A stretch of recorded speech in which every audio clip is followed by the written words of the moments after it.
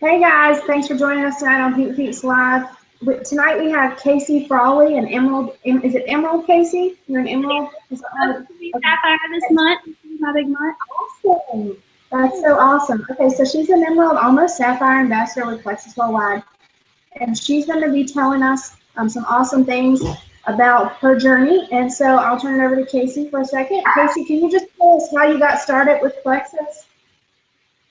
Okay, let's see. The reason I got started with Plexus was because I had had my last baby and was having some difficulty getting that last 30 pounds off. I gained a lot of weight with my last kid, and so I just got to a place of to where I was just desperate. You know, I was eating right, I was working out all the time, and the scales just weren't budging.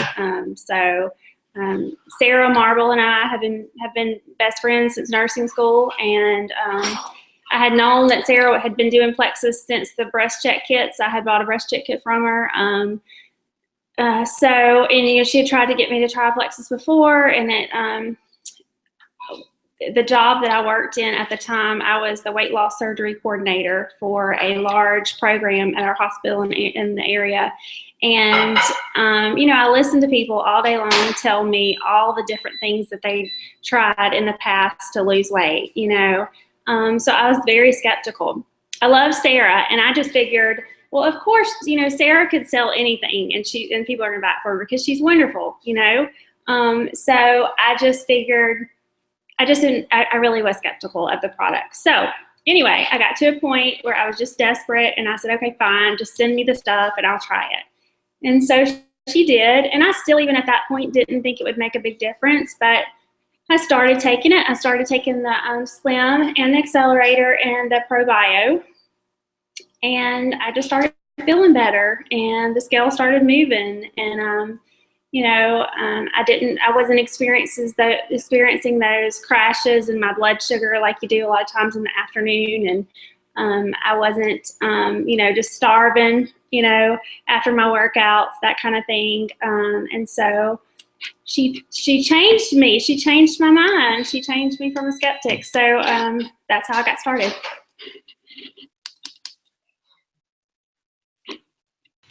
Okay, so what is like, what products do you use to help you with that? What products did you use? Currently, I mean, I take the Triplex and hope to take it for the rest of my life. And I also take the Mega X, and I take X Factor. Sometimes I'll take the block. I try to stay away from carbs as much as I can. But you know, if I need it, a block's always in my purse. And then I take the Accelerator on and off. You know, I'll take it for a couple of months here and there, and then I'll take a break. Yeah. I do that. I kind of switch things up to keep my body guessing, but I've always taken the Triplex. I do love that. So is the Triplex something that you recommend that everyone start on? Like when you get a new customer, is that typically what you recommend they start on? You know, I guess because I'm a nurse, I like to do like an assessment. I like to, you know, I like to talk to them and figure out, you know, what exactly is going on, you know, with them. So if it's somebody who's having issues with blood sugar, you know, just feeling tired, they're just looking for, you know, just overall gut health, just overall balanced blood sugar. They want to lose some pounds, then yeah, Triplex is what I'm going to go with. But if they come to me specifically for an issue that we have a product that says, you know, on our website, this is what it's for, then of course that's the product that I'm going to go for. Absolutely. I do the same thing. We kind of do a little mini assessments as to what they're looking for and what we may recommend for them. Right. So your background as a nurse, did your background as a nurse make you even more skeptical of Plexus? It did. It did. Yeah. And not, I don't know, it's hard. Yes and no. It always, you know, because I was in bariatrics, which is weight loss surgery, so big fancy word for that. I, you know, went to a lot of conferences and stuff on the studies of nutrition and all that. So I was very in tune to those kind of things, and I was very interested in, you know, natural medicine. And it bothered me that The medical world is not where they need to be when it comes to nutrition and when it comes to some of the natural stuff that we have out there. But yeah, I was skeptical. I thought, well, gosh, if that stuff worked, why would we be doing weight loss surgery? So yes, I was skeptical at first. Okay, so the business side, how long have you been doing this, Casey? How long have you been Texas? I have been doing this since August of 2012. Okay, I signed up just to get my products with discount. When I called Sarah and said, okay, you got me, I like the products, how do I sign up as a customer? And she said, well, the best way to do is sign up as an ambassador, get your products wholesale. And she knew, I think she just had an instinct that I was going to end up doing it. And so she hooked me, hook, bait, sinker, whatever that saying is. And so I signed up as an ambassador, was adamant that I wasn't going to sell it. And within 2 months, I called her and said, okay, you're right. Everybody's asking me, what I'm doing. They love the way I look. I look like I feel great. They want to know how they can get it. And so, maybe I can make this work. Maybe I can, sell this on the side. My thing was, I'm working 50 hours a week at the hospital. I work, and then I come home and I work in a house, I take care of my 3 kids. I don't have time for another job. There's no way, you're crazy, I can do that. Sure, I need extra money because even with a bachelor's degree in nursing, I still was, and I was in a management position, I was still, topped out at $60,000 a year. That's nothing when you've got, 3 kids and 2 of them in private school. So anyway, we just started strategizing about how I could do the business, and I decided, okay, if I can talk to one person a day about Plexus, that will be my goal, and I will use my time coming home from work every afternoon, to kind of follow up with whoever's asking me about it or whatever. And I would post about it, on Facebook. And then I would, like I said, I would use my time traveling back and to work to be able to follow up with those people. And within a year, a little over a year, I was enrolled. So, and I've been enrolled since October of 2013. And it's a good place to be stuck. I never lost my rank. And so I'm very thankful that I've been stuck at Emerald, but I'm ready to move on. Right. Yes. We are ready to see you go Sapphire. And I mean, you've been an awesome support system for me just the past, I think I've talked to you maybe in the past 6 months several times, and I just want to thank you for that. Did I hear that did you say you were a single mom? I am. Yep. Okay. So Plexus has been a real blessing for you guys and your family as far as freedom of time. Do you still work? I don't. I retired from the hospital when I hit enrolled. Sure did. That's nice. That's such a blessing. Which is crazy.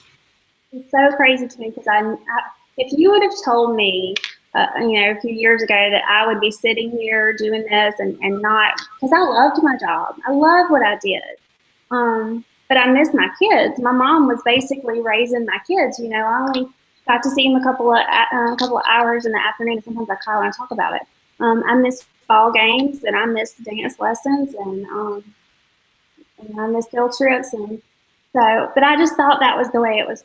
I didn't think there was any other option, and so I just never thought twice about it. And honestly, it wasn't until maybe 6 or 7 months into Plexus when I started to think, I might could pull this off. I might could actually, do something with this. I could actually be a mom and still make a great income, and that is what's crazy to me.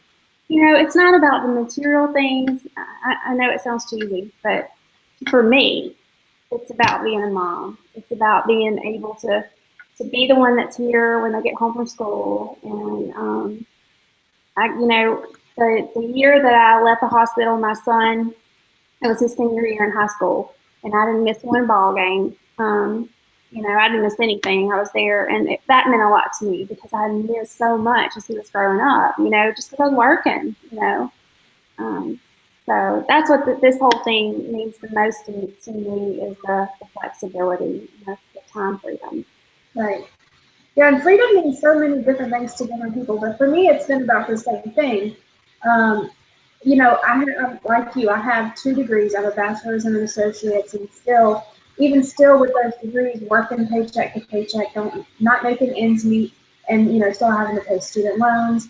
And then, just like you said, missing time with my kids in the afternoons, throughout the week, missing field trips. I've experienced all of that, and my husband, it always had to be one or the other of us. So one of us was always missing out, and Right. it's just really sad that at the time, I didn't think anything about it. It's just that's the way it is. And it's sad that society is set in that way, and that I didn't see at that point that there was a better way to do that until about, I don't know, almost a year into my Plexus journey. I was like, wow, this is really changing things for us. So I see your sweet baby girl all the time on Facebook, so you get to spend a lot of time with her. And how many, you said you have older children as well? I have Dylan is 20. He's a sophomore in college, and then I have Kylie, who's 12, and then I have Avery, 4, my little thinker. Yes, she is. She's so adorable in all her pictures. She's a mess. And you guys are in Alabama, is that right? That's right. We're on the Gulf Coast. Awesome. Okay, so what advice can you give for our team as far as how to project forward? Right now, it seems like a lot of us are struggling with ways to talk to people and just kind of start that initial conversation with folks. But any kind of advice you can give on anything, fear, time management, anything along those lines, whatever is laying on your heart, what kind of advice could you give to our team? This is my favorite book. I'm telling you, I've read this book like 5 times, and I mean, every time I read it, I get something more out of it. Okay. And I thought I was really good at this, but it's just a very practical book that will really help you. This is my second resource. If you went to Super Saturday, you got the new success guide. Oh my gosh, this thing is great. There's so much good information in here on how to start conversations about the products, about the business opportunity. It's just, there's invaluable information here. And I cannot wait until we can buy these separately in the back office. It's going to be wonderful. And I have a couple of other notes that I wanted to tell you guys about. Okay. First thing I wanted to mention is that you got to listen. You need to listen 80% of the time. Okay. A lot of times we like to talk about ourselves, but people just like we like to talk about ourselves, people like to talk about themselves. So you got to be quiet and listen to what they're saying to you. And you're kind of like an investigator a lot of times. You're listening to hear what their problem is. What is going on in their life that you may have a solution for. Okay. And sometimes, that takes time. Sometimes that it's not going to happen on the first conversation. And so I think sometimes people just get impatient and they jump the gun. And so you've got to, you do have to, have a relationship with people, and you do have to, it has to be genuine, and you do have to follow up and, make yourself notes, If grandma just died, make yourself a little note. Susie's grandma just died. That's not the time that you want to talk to her about the slim, and then follow up, a couple weeks later, been praying for you. I hope you're doing well. Let her know that you care about her. So just simple things like that, can make a big difference. Other things, provide value. One thing I love about social media is that you can provide value in the articles that you share and the information that we share on there. It's not all about just, hey, this stuff is great, will you buy it from me? That's not what it's about. You need to, and you don't have to be a nurse to provide value. There's all kinds of great resources out there on the internet where you can find some good information and share it. and people, people will respect you more if you're not just trying to get something from them. You're actually trying to add to their life, that way. What else? Ask questions. You got to ask them questions. How are you going to know, what's going on? And you need to ask open-ended questions. Like I said, you're kind of like an investigator. What else? Always be positive. I know it gets hard, but you got to be positive. I'm going through some of my notes from leadership. We had some really good stuff. Okay, didn't you guys just have leadership just recently? A training, a dual training. I think my upline, Brent and Julie French, were there as well. Yeah. Lots of invaluable stuff. I could go on and on for days with all the amazing stuff that we learned. And I mean, a lot of it was stuff that we already knew, but just needed a refresher. Just stuff that you don't always think about. Let me just give you an example, because I think a lot of people do well with the products, but they don't always know how to talk about the business to people. And I know when I first started, this was something that I was kind of afraid of, because I don't know, I kind of felt tacky talking about the business to people for some reason. So, for instance, with the last girl that I just had join my team, I noticed that she does a really good job on social media. And, just her posts are really cute. She has a little boy that I think is just a little over a year old, and she stays home with him. She has a degree in healthcare management that says that on her profile. And I noticed on one of her posts, she's contemplating going back to work, but she didn't want to sacrifice her time with her little boy. So I jumped out of my comfort zone. This is not easy for me. Even at the point that I'm at now, it's still not easy because, in the first part of my journey, I posted, people come to me. I would post, are you looking for a way to say how many kids? People would message me. That's easy peasy, right? Well, it's not always like that anymore. Sometimes you got to step out of your comfort zone. And so I messaged her and I said, hey, Christy, I noticed that you were looking for a way, to make some money and be able to still spend time with Bo. And I told her a little bit about myself, just, short and sweet, that I work for a health and wellness company and that I made incredible income and I was able to stay home with my kids. And would she be willing to watch a video if I sent it to her about the opportunity and try some products if I sent it to her? And she said, yeah, I'd love to. Send it to me. So I sent her some Slim, and then I picked out a diamond documentary that I thought it was Jennifer Lee. Just because she was kind of young and cute, and, I just thought it would kind of match her personality. And so I sent her that, and she signed up Friday night. So I'm excited to have her. But it's kind of, again, you're listening, even though I was listening through Facebook, profiling, you're still listening to what's going on. She needed the business more than she needed the products, So that's really what it's all about. Yeah, I think we forget all the time. We're always so product focused, and we forget all the time. I've heard it over and over in the past 2.5 years that I've been in Texas. They always say, lead with the business, follow with the products. Would you agree with that? Yeah. Yeah, and I mean, personally, I do it individualized. I don't sign everybody up as a wholesale ambassador. Right. I just talk to the person, and if the person, let's say, if the person is going to, if they need extra money, then of course I'm going to sign them up as a business builder. But if they, they want the wholesale prices, and they have, a big family or some friends that are going to order from them, and so I feel like they're going to order a couple $100 a month, then sure, I'm going to offer them the wholesale option. But if I just, if somebody's grandma and I just know that they're just going to be a customer, I'm not going to sign them up as an ambassador. That's silly, and it's not good for our pay point, so I don't do that.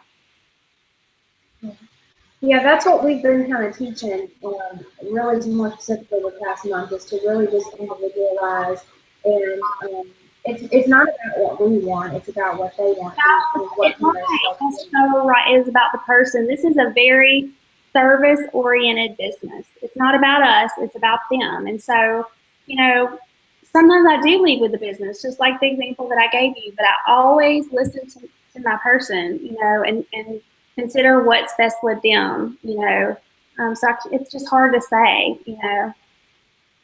And like, with Sarah, I mean, a lot of people will argue with me and say, well, you signed up for the wholesale cost, but you have to know some of the backstory. Sarah was my best friend. She knew what I was going through at home. She knew I was going to need the extra income, and she knew that with my background that I would do well with it, and that she could hopefully, do what she did, and here I am. So, you know what I mean? So if it's somebody that I think I'm going to be able to turn into a rock star, then yeah, I'm going to get them to sign up as a business partner. Sure. So do you just spend a lot of time loving on your team and pouring into your team as far, I mean, obviously you have some training that you do with your team, but otherwise, do you guys do like get-togethers and things like that are fun? You implement some fun into your time together. How do you build that I'm probably not. resonance? I'm probably not the best at the whole team culture thing. That's one of the things I'm working on. It's hard being a single mom, because I'm it, and because my team is scattered all over the place. So we do a lot of this stuff. Um, and one of the things that we learned at training is that a lot of times leaders sit back and get in management mode. When you get to Emerald, you think, oh, now I just sit back and manage everybody and, just love on my team and rah-rah Sarah and rah-rah Erin and rah-rah Keisha. You can't do that. I have to keep working my business. 80% of my time has to be recruiting, bringing new people in, bringing new customers in. I mean, yes, I still have to encourage my team and help them, help my level ones. One thing just another point is to train your level ones. If your level two helps ask you for help, train through them and not straight to them. So yes, help your level two, but pull your level one into it so that they're learning as well. Because you're really hurting yourself if you don't do that, and it's just not a good deal if you don't do that for lots of reasons.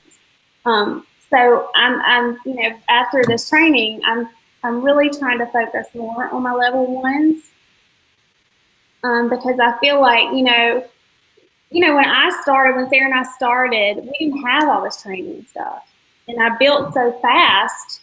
I just helped whoever asked me for help, and you have some level twos that just want to get their product every month and they don't want to train, but they brought people in and those people need help.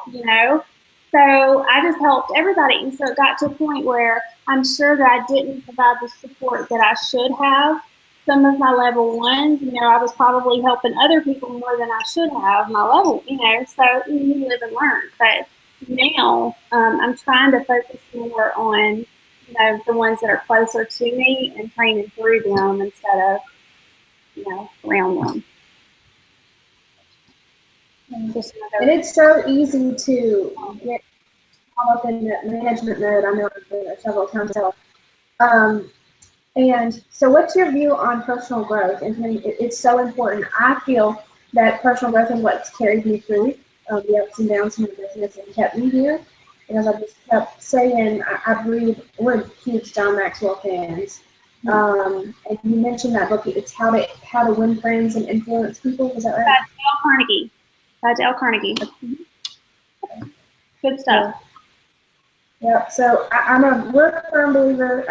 I would love to see my team do more personal growth. I believe it's really important in propelling the business forward.